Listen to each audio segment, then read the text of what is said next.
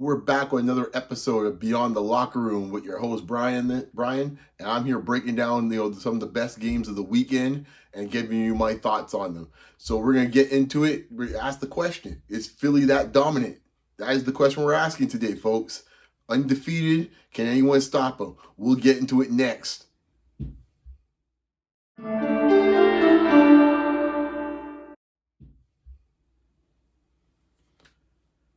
So we're looking at week 4 NFL reaction.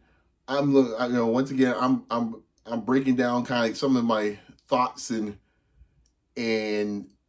observations from the weekend. By the way, like and subscribe when you get a chance, please. Always appreciate the support.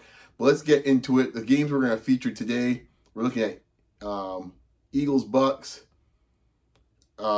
Niners, Jags, Dallas, and the Packers. But I'm going to go back to the first game I mentioned, Eagles, Bucs in Tampa. The big sombrero, as Chris Berman, Boomer would call it. It was a really strange game. Funny enough, I think, at least I would say 2 of these 3 games had a very similar feel to it, where it looks like one team was about to kind of run away with it, and then, the other team kind of started, reeling them back. So this Philly game, I posed the question, is Philly dominant? Are we looking at a dominant team? Could we be looking at something really special here? And at the beginning of the game, I would say almost most of that first half, it looked like Philly was going to run away with it. Their defense was flying around. Baker barely got a chance to plant his feet to actually throw a pass. Sometimes it seemed like he was under pressure and under duress. It seemed like every time you watch the line of scrimmage. And Philadelphia let there take control of the game. They started off with a block punt right off the bat. And that's always demoralizing. If you have a block punt, we'll get to that in a second when it comes to the second game of breakdown. But I think when you look at it from a Philly standpoint, I don't know if they took the gas off. Give props to Tampa. They have shown it throughout this whole season so far, and even last season, they're a hard team to put away. They're a tough out, if you want to call it that. And I think the Bucs showed, Baker has shown the resilience that they will come back, especially when they're playing at home. They're a very good home team. And I think Philadelphia has a way of playing just well enough. I think sometimes why people question them, how dominant they are, even though sometimes the numbers don't lie, the talent in looking at you doesn't lie, but they have a way of sometimes keeping you in some games at times. And quite honestly, so far this year, Saquon Barkley hasn't been that great overall, but I think they have a well-balanced offense. And the thing is with them, I'm trying to get my head and my head around this and wrap my head around what is their identity. And that to me might be the greatest potential, their potential downfall. Is like, what is their identity? Like, one week they are running the ball in their smash mouth football, pushing the whole rest of it. Next week, Jalen Hurts is slinging the ball over the place, and it's like, okay, this is what we were wondering about. And then they kind of go back into shell. He threw for about 130 yards on Sunday. Nothing, pretty pedestrian. But they got the job done again. And, looking at their schedule, they still have some tough games coming up, obviously. Another game with Dallas, a few games, with Washington. I do wonder, though, like, if they get past that part of their division, I think they have one game with Green Bay. Could we be looking at something really special here? I mean, it is something to question. It is something to consider, I would say. And it's early, but Philadelphia was playing pretty well like this last year. And so I think we really might want to start looking at that. Let's put it this way. If this was the Chiefs in this case and they were 4-0, everybody's like, and pretty much they were like this last year. The Chiefs were winning a lot of one-score games last year, and they ended up only losing one game all season. So until they got the big game. So we might be seeing something similar this year with Philadelphia. Maybe it's that sluggishness of being the champs and just doing just enough, to kind of put it in gear when you need to. But it's something to watch out for. On the other side, I just want to give shouts out to Baker, man. Good OU boy, Boomer Sooner. I see you. How he's really changed I guess, not just his career, the trajectory of his career, but he still has that bit of a hot-headedness with him. You saw him, getting into it, just the week before, but with the Rams guys. But I think he has a way of like he knows how to contain it. Let's put it that way. He knows how to kind of use it for good. That volatility of his. He definitely has a way of sharing the ball with those receivers. He and Mike Evans have got a great connection going. And I said so last week, man. Watch the Bucs. Now it looked like at first they were out of their league in most of the first half, but they kept climbing, they kept fighting back, man. And Coach Bowles has them. He has them going, man. Like he knows what he's coached them up, and I think Tampa's a team to watch if it gets later in the season. Now, of course, a lot of times it works both ways. By fine in this case here, warm weather teams tend to be a little more sensitive. They got to play on the road in the cold versus cold weather teams going the heat.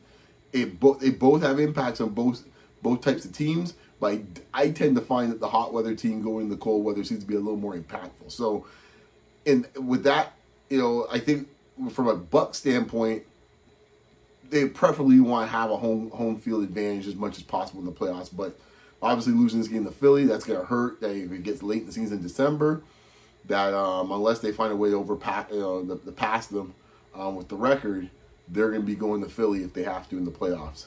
And everything's going through the city of brotherly love, it looks like, at this early stage of the season.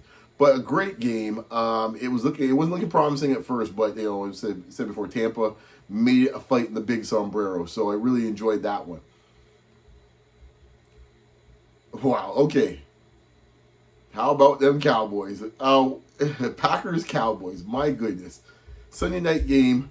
This lived up to the billion and then some. It didn't start off that way. Green Bay looked like they were going to do what they did in the playoff series a couple of years ago.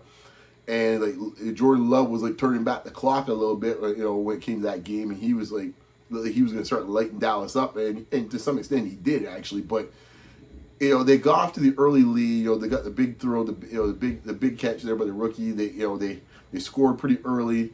They get another score again. It's like 13-0. They're hitting for the extra point. You're like, okay, it's going to be 14-0, and Green Bay's going to be off the races just like the playoff game a couple of years ago. And then the game turned in one play, in my opinion.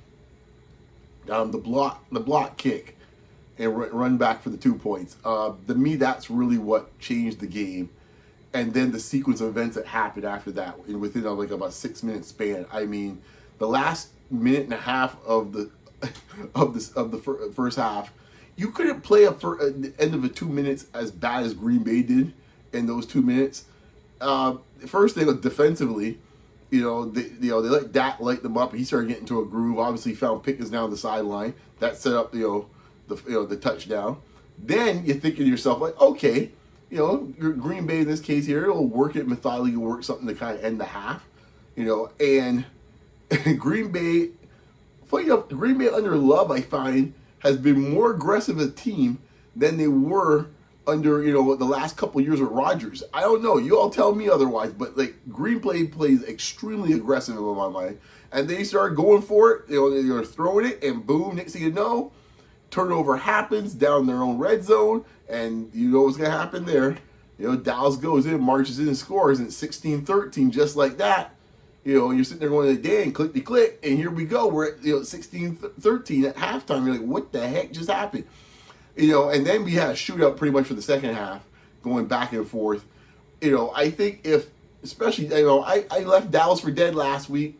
I still feel so. I'm sorry. I'm not trying to be stubborn about it, folks, but Dak played his best game of the season, no questions about it. So he must have heard my calls because he showed up this week and had the best game of the season for him. He looked like the old Dak a little bit. He was actually trying to run. I'll get to that a little bit more of that in a second.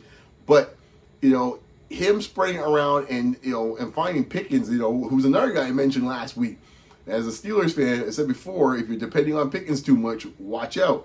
Now, it looks good at first, Big D. I know you guys think it's looking good at Pickens, and it might look good for a couple weeks.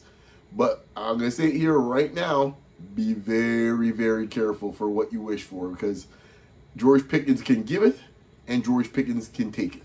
And we will see how it goes. He was fantastic.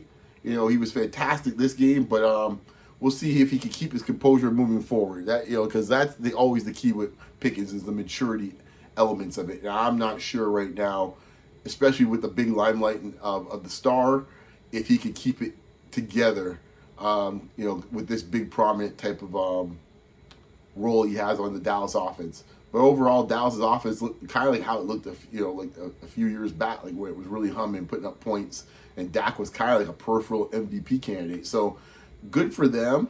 But I think overall, if you're looking from the Green Bay side of things, that defense, look, man, you can't let points go up on the board like that, left, right, and center. I know Dak is still a very good quarterback, but and they were playing on the road, but that wasn't great. Now, speaking about defense and the Packers, Mr. Parsons made his name, in a big moment late in the game. It went to overtime, so just so folks didn't realize this. I don't think I'm spoiling the plot here. No spoiler alert here. But on the play in this case here, Dallas got the ball and they were driving. They were about to score a touchdown. And as I said before earlier on, Dak was using his feet a lot more, I found, in this game than he's been using them recently. And he took off. And it looks like he was actually going to go in the end zone. Somehow Parsons found a way to get a shoestring tackle and stop him from doing so. They had forced to kick the field goal, and that gave at least Green Bay a chance to potentially at least tie it or win it. And eventually they did actually tie it, for the 40-40 tie. I find this interesting. On a side note, I don't know what's up with ties, but it seems like a lot of ties happen with big scores recently. The days of 6-6 ties, those are not happening. But it was a eventful game. Great from a standpoint of pure entertainment, but these two teams got to get it together if they want to kind of really make a push and be a serious threat to the two teams I just mentioned previously. Because I don't see either one of them at this point, really beating Tampa.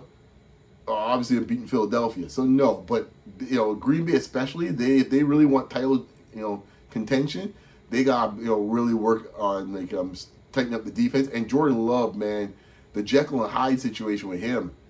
He has to really, it can happen within a game sometimes or within a quarter with him. He can look unbelievable.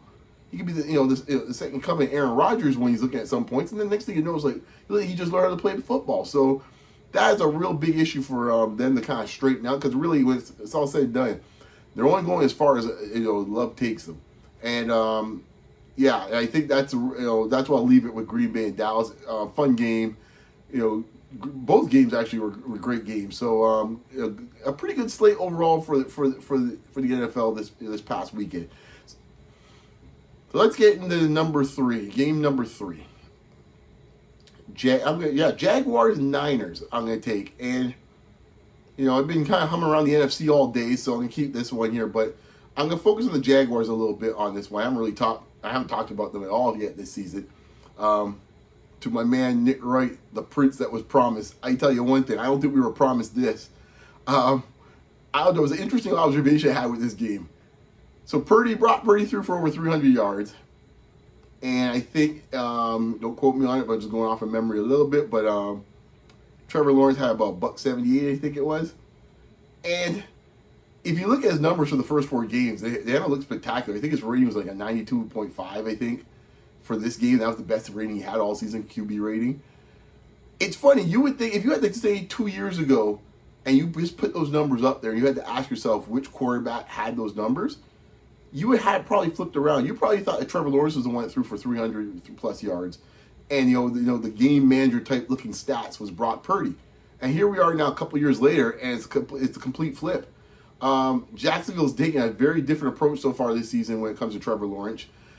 I said before, they're treating him like a game manager, and I'm sorry, I'm not trying to make that as an insult to Trevor Lawrence. I think he has a lot of talent. I like him a lot, but I just got to call it the way I see it. Based on just the numbers and what I've seen and watched, they're playing him like that. They're leaning on the running game. Etienne looked fantastic yesterday, I should say on Sunday, and he looked, I think Etienne, if he could stay healthy, which is the first thing, but if they have that potent offense, through the run game, and that offensive line could keep on moving folks like this. I mean, I was surprised they were able to get on the edge on San Francisco that easily.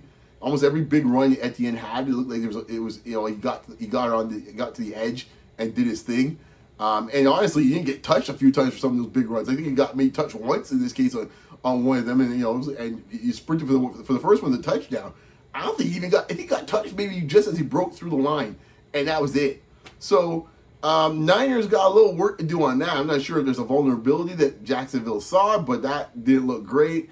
Offensively, Niners did their thing. I didn't really have any issues with that. I mean, Purdy was a little sloppy, with the 2 turnovers. They had fumble as well too, I believe. McCaffrey was overall in my mind a little quiet, but they moved to 3-1, and Jacksonville, looking pretty strong. And it's like they look like the team they were a couple of years ago when they made the playoffs, had that great comeback against the Chargers. So if you're a Jags fan, I know you don't think there's a lot of Jags fans around, but I actually know a Jags fan.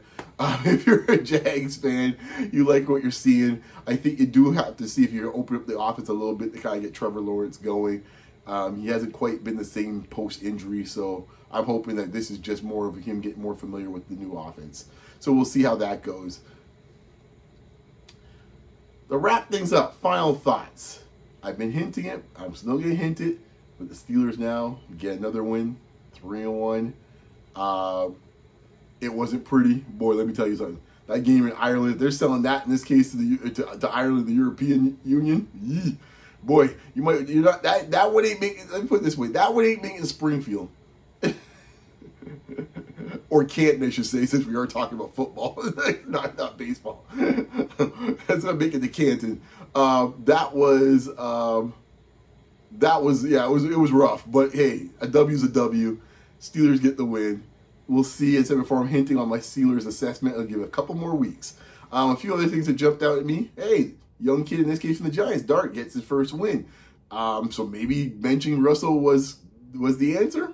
We'll see. I do think that last play of the game on the other night from last week was like, you just can't do that, man. Like, if you have the last play of the game, you got to give your player a chance. You can't throw it like 15 feet, through the goalpost right into the second row. I don't know. I'm not saying he's trying to do it to kind of like, keep the stats clean or the stat sheet clean. But, someone made a great point on Twitter. I wish I had the handle of the person. But, it does come off looking a little bit like a bit selfish. And that's not something you want from a guy who's supposed to be leading your team as a vet. So, it could have been the reason why they went with the rookie and said it's time to go now. That might piss off some guys in the locker room. Who knows? But I'm sure as time will reveal, and when it comes to Russell, it always seems to be the case. On a side note with Russell, I'll say this much. I said before, I'm a Seahawks fan too. Richard Sherman, enough of the slander, dude. Like, get over it, man. The guy helped you win a Super Bowl. The Legion of Boom was fantastic. But he's a Hall of Famer. And to get Tony Gonzalez out here at the pom-poms cheering you on with that nonsense, like, give me a break. The guy's a 10-time Pro Bowler. He's been like top 5 for MVP candidates at times. What are you talking about? All NFL teams, first and second team at times. That is 2-time Super Bowl appearances and of course a Super Bowl champion. That puts you in the Hall of Fame. And let me tell you something. You can put Eli in the Hall of Fame, maybe because his last name's Manning. And hey, I don't say no shade. I like Eli, but 50-50 record. Come on now. You tell me Russell Wilson might not make the Hall of Fame? Like, come on, man. What you people drink out there on Amazon Prime, man? Seriously. Like, that broadcast, man, I don't know, man. You guys lost a lot of credibility the other night with that one. A lot of credibility on that one. And Richard Sherman, man, loved you as number 25 for the blue and green, but I don't know what's going on in your head, man. Seriously, guy. Like, get over it. Anyways, I'll leave it right there. I think I threw enough heat for today. So we'll wrap it up. Thanks for once again listening to Beyond the Locker Room. As always, you can check me out weekly on Basketball Rewind with the fellas, Coach Roach and Kenyon. Hoop season's around the corner, folks. You can't wait. The gyms are open up. Media days are this week. Lots of interesting stuff coming out for the Raptors side. We'll get to that, I'm sure, this weekend. And hey, by the way, you know where to find me, of course. If you don't, check me out as always. On all my social media platforms: X, Blue Sky, Facebook, and of course right here on YouTube. Like and comment right here and send and give me a review. So thanks again, folks. Check you next time. Peace.